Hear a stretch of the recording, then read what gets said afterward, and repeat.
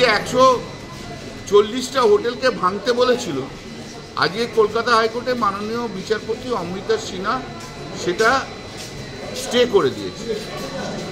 13ই December পর্যন্ত stay হয়ে রয়েছে। 10ই ডিসেম্বর মাননীয় বিচারপতি অমৃতা সিনহা মামলাটা শুনবে। 1 নম্বর, আমাদের যেটা আর্গুমেন্ট ছিল সেটার মধ্যে প্রথম কথা হচ্ছে এই যে জয়েন্ট কমিটিকে ডিসাইড করতে বলেছিল ট্রাইব্যুনাল তার বিচার করার অধিকারটা কোনো কমিটিকে ডেলিগেট করতে পারে না। কোর্ট কি ডেলিগেট করে দিতে পারে যে না তুমি শুনে নাও? হতে পারে কি? হতে পারে না। যে কাজ যার কাছে আছে তাকেই ডিসাইড করতে হবে।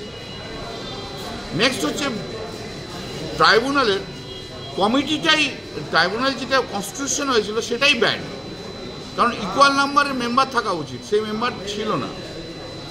চতুর্থ হচ্ছে মোস্ট ইম্পর্টেন্ট, যেটা হচ্ছে আইনে আছে কজ অফ অ্যাকশন হওয়ার 6 মাসের মধ্যে অ্যাপ্লিকেশন করতে হবে ট্রাইব্যুনালের কাছে। এখানে 96 সাল থেকে 2008-9 সাল পর্যন্ত সমস্ত হোটেল তৈরি হয়ে গেছে।